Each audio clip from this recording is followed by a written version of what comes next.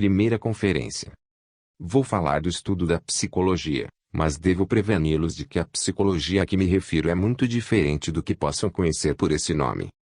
Antes de tudo, devo dizer que nunca, no curso da história, a psicologia se encontrou em nível tão baixo. Perdeu todo o contato com sua origem e todo o seu sentido, a tal ponto que hoje é difícil definir. O termo psicologia, isto é, precisar o que é a psicologia e o que ela estuda. E isto, apesar de, no curso da história, jamais se ter visto tantas teorias psicológicas nem tantos livros sobre psicologia. A psicologia é, às vezes, chamada uma ciência nova. Nada mais falso. Ela é, talvez, a ciência mais antiga, infelizmente, em seus aspectos essenciais, é uma ciência esquecida. Como definir a psicologia? Para compreender isso, é preciso dar-se conta de que, exceto nos tempos modernos, a psicologia jamais existiu com seu próprio nome. Por vários motivos, sempre foi suspeita de apresentar tendências falsas e subversivas, de caráter religioso, político ou moral, e sempre teve que se ocultar sob diferentes disfarces. Durante milênios, a psicologia existiu com o nome de filosofia. Na Índia, todas as formas de yoga, que são essencialmente psicologia, são descritas como um dos 6 sistemas de filosofia. Os ensinamentos sufis, que são, antes de tudo, de ordem psicológica, são considerados em parte religiosos, em parte metafísicos. Na Europa, até pouco tempo atrás, nos últimos anos do século XIX, muitas obras de psicologia eram citadas como obras de filosofia. E embora quase todas as subdivisões da filosofia, tais como a lógica, a teoria do conhecimento, a ética e a estética, refiram-se ao trabalho do pensamento humano ou ao dos sentidos, considerava-se a psicologia inferior à filosofia e relacionada somente com os aspectos mais baixos ou mais triviais da natureza humana. Ao mesmo tempo que subsistia com o nome de filosofia, a psicologia permaneceu por mais tempo ainda associada a uma ou outra religião.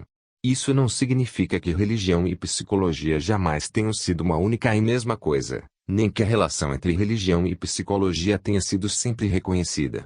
Mas não há dúvida de que quase todas as religiões conhecidas, evidentemente não falo das pseudo-religiões modernas, desenvolveram esta ou aquela espécie de ensinamento psicológico, acompanhado, muitas vezes, de certa prática, de modo que frequentemente o estudo da religião comportava, já por si mesmo, o da psicologia. 5. Na literatura religiosa mais ortodoxa de diferentes países e diversas épocas encontram-se excelentes obras sobre psicologia. Por exemplo, esta compilação de autores que datam dos primeiros tempos do cristianismo e que se conhece pelo título geral de Philokalia, livros que ainda hoje estão em uso na Igreja Oriental, onde são reservados principalmente para a instrução dos monges. No tempo em que a psicologia estava ligada à filosofia e à religião, ela existia também sob a forma de arte, poesia, tragédia, escultura, dança, a própria arquitetura, eram meios de transmissão do conhecimento psicológico. Certas catedrais góticas, por exemplo, eram essencialmente tratados de psicologia. Na antiguidade, antes que a filosofia, a religião e a arte adotassem as formas independentes sob as quais as conhecemos hoje, a psicologia encontrava sua expressão nos mistérios, tais como os do Egito e da Grécia Antiga. Mais tarde, desaparecidos os mistérios, a psicologia sobreviveu a eles sob a forma de ensinamentos simbólicos, que ora se encontravam ligados à religião da época, ora não, tais como a astrologia, a alquimia, a magia e, entre os mais modernos, a maçonaria, o ocultismo e a teosofia. Aqui é indispensável observar que todos os sistemas e doutrinas psicológicos, tanto os que existiram ou existem abertamente, como aqueles que permaneceram ocultos ou disfarçados, podem dividir-se em 2 categorias principais. Primeira, as doutrinas que estudam o homem tal como o encontram ou tal como supõem ou imaginam. A psicologia científica moderna, ou o que se conhece por esse nome, pertence a essa categoria. Segunda, as doutrinas que estudam o homem não do ponto de vista do que ele é ou parece ser, mas do ponto de vista do que ele pode chegar a ser, ou seja, do ponto de vista de sua evolução possível. Estas últimas são, na realidade, as doutrinas originais ou, em todo caso, as mais antigas e as únicas que podem fazer compreender a origem esquecida da psicologia e sua significação. Quanto tivermos reconhecido como é importante, no estudo do homem, o ponto de vista de sua evolução possível, compreenderemos que a primeira resposta à pergunta, o que é psicologia? Deveria ser: psicologia é o estudo dos princípios, leis e fatos relativos à evolução possível do homem. Nestas conferências, colocar-me-ei exclusivamente em tal ponto de vista. Nossa primeira pergunta será: o que significa a evolução do homem? E a segunda, ela exige condições especiais? Devo dizer, antes de tudo, que não poderíamos aceitar as concepções modernas sobre a origem do homem e sua evolução passada. Devemos dar-nos conta de que nada sabemos sobre essa origem e de que carecemos de qualquer prova de uma evolução física ou mental do homem. Muito ao contrário, se tomarmos a humanidade histórica, isto é, a dos 10 ou 15 mil últimos anos, podemos encontrar sinais inconfundíveis de um tipo superior de humanidade, cuja presença pode ser demonstrada por múltiplos testemunhos e monumentos da antiguidade, os quais os homens atuais seriam incapazes de recriar ou imitar. Quanto ao homem pré-histórico, ou a essas criaturas de aspecto semelhante ao homem e, todavia, tão diferentes dele, cujos ossos se encontram, às vezes, em depósitos do período glacial ou pré-glacial, podemos aceitar a ideia muito plausível de que essas ossadas pertenciam a um ser bem distinto do homem, desaparecido há muito tempo. Ao negar a evolução passada do homem, devemos recusar-lhe toda a possibilidade de uma evolução mecânica futura, isto é, de uma evolução que se operaria por si só, segundo as leis da hereditariedade e da seleção, sem esforços conscientes por parte do homem e sem que este tenha compreendido sequer a possibilidade de sua evolução. Nossa ideia fundamental é a de que o homem, tal qual o conhecemos, não é um ser acabado. A natureza o desenvolve até certo ponto e logo o abandona, deixando-o prosseguir em seu desenvolvimento por seus próprios esforços e sua própria iniciativa, ou viver e morrer tal como nasceu, ou, ainda, degenerar e perder a capacidade de desenvolvimento. No primeiro caso, a evolução do homem significará o desenvolvimento de certas qualidades e características interiores que habitualmente permanecem embrionárias e que não podem se desenvolver por si mesmas. A experiência e a observação mostram que esse desenvolvimento só é possível em condições bem definidas, que exige esforços especiais por parte do próprio homem, e uma ajuda suficiente por parte daqueles que, antes dele, empreenderam um trabalho da mesma ordem e chegaram a um certo grau de desenvolvimento ou, pelo menos, a um certo conhecimento dos métodos. Devemos partir da ideia de que sem esforços evolução é impossível e de que, sem ajuda, é igualmente impossível. Depois disso, devemos compreender que, no caminho do desenvolvimento, o homem deve tornar-se um ser diferente e devemos estudar e conceber de que modo e em que direção deve o homem converter-se num ser diferente, isto é, o que significa um ser diferente. Depois, devemos compreender que nem todos os homens podem desenvolver-se e tornar-se seres diferentes. A evolução é questão de esforços pessoais e, em relação à massa da humanidade, continua a ser exceção rara. Isso talvez possa parecer estranho, mas devemos dar-nos conta não só de que a evolução é rara, mas também que se torna cada vez mais rara. Isso, naturalmente, provoca numerosas perguntas. Que significa esta frase: no caminho da evolução o homem deve tornar-se um ser diferente? O que quer dizer um ser diferente? Quais são essas qualidades e características interiores que podem ser desenvolvidas no homem e como chegar até elas? Porque nem todos os homens podem desenvolver-se e tornar-se seres diferentes. Por que semelhante injustiça? Tentarei responder a essas perguntas, começando pela última. Porque nem todos os homens podem desenvolver-se e tornar-se seres diferentes. A resposta é muito simples. Porque não o desejam. Porque nada sabem a respeito e ainda que se lhes diga, não compreenderão antes de uma longa preparação.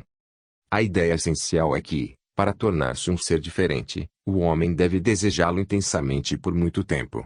Um desejo passageiro ou vago, nascido de uma insatisfação no que diz respeito às condições exteriores, não criará um impulso suficiente.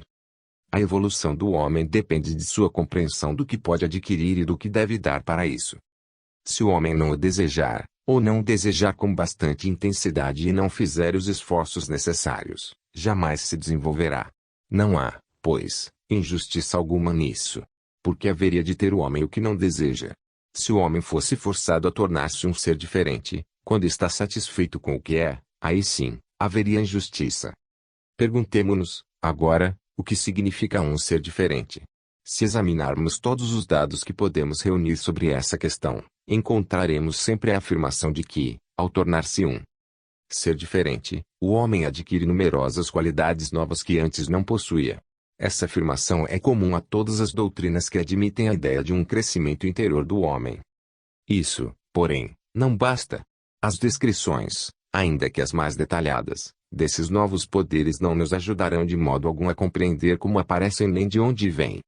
Falta um elo nas teorias geralmente admitidas, mesmo naquelas de que acabo de falar e que têm por base a ideia da possibilidade de uma evolução do homem. A verdade é que antes de adquirir novas faculdades ou novos poderes, que não conhece e ainda não possui, o homem deve adquirir faculdades e poderes que tampouco possui, mas que se atribui, isto é, que crê conhecer e crê ser capaz de usar e de usar até com maestria.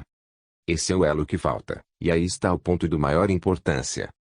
No caminho da evolução, definido como um caminho baseado no esforço e na ajuda, o homem deve adquirir qualidades que crê já possuir, mas sobre as quais se ilude. Para compreender isso melhor, para saber que faculdades novas, que poderes insuspeitados pode o homem adquirir e quais são aqueles que imagina possuir, devemos partir da ideia geral que o homem tem de si mesmo. E encontramo-nos, de imediato, ante um fato importante. O homem não se conhece. Não conhece nem os próprios limites, nem suas possibilidades. Não conhece sequer até que ponto não se conhece. O homem inventou numerosas máquinas e sabe que, às vezes, são necessários anos de sérios estudos para poder servir-se de uma máquina complicada ou para controlá-la. Mas, quando se trata de si mesmo, ele esquece esse fato, ainda que ele próprio seja uma máquina muito mais complicada do que todas aquelas que inventou. Está cheio de ideias falsas sobre si mesmo. Antes de tudo, não se dá conta de que ele é realmente uma máquina. O que quer dizer, o homem é uma máquina? Quer dizer que não tem movimentos independentes, seja interior, seja exteriormente. É uma máquina posta em movimento por influências exteriores e choques exteriores. Todos os seus movimentos, ações, palavras, ideias, emoções, humores e pensamentos são provocados por influências exteriores. Por si mesmo, é tão somente um autômato com certa provisão de lembranças de experiências anteriores e certo potencial de energia em reserva. Devemos compreender que o homem não pode fazer nada. O homem, porém, não se apercebe disso e se atribui a capacidade de fazer. É o primeiro dos falsos poderes que se arroga. Isso deve ser compreendido com toda clareza. O homem não pode fazer nada. Tudo o que crê fazer, na realidade, acontece. Isso acontece exatamente como chove, neva ou venta. Infelizmente, não há em nosso idioma verbos impessoais que possam ser aplicados aos atos humanos. Devemos, pois, continuar a dizer que o homem pensa, lê, escreve, ama, detesta, empreende guerras, combate, etc. Na realidade, tudo isso acontece. O homem não pode pensar, falar nem mover-se como quer. É uma marionete, puxada para cá e para lá por fios invisíveis. Se compreender isso, poderá aprender mais coisas sobre si mesmo talvez, então, tudo comece a mudar para ele. Mas, se não puder admitir nem compreender sua profunda mecanicidade, ou não quiser aceitá-la como um fato, não poderá aprender mais nada e as coisas não poderão mudar para ele. O homem é uma máquina, mas uma máquina muito singular. Pois, se as circunstâncias se prestarem a isso, e se bem dirigida, essa máquina poderá saber que é uma máquina. E se der-se conta disso plenamente, ela poderá encontrar os meios para deixar de ser máquina. Páginas 4 a 8 da primeira conferência. Antes de tudo, o homem deve saber que ele não é um, mas múltiplo. Não tem um eu único, permanente e imutável.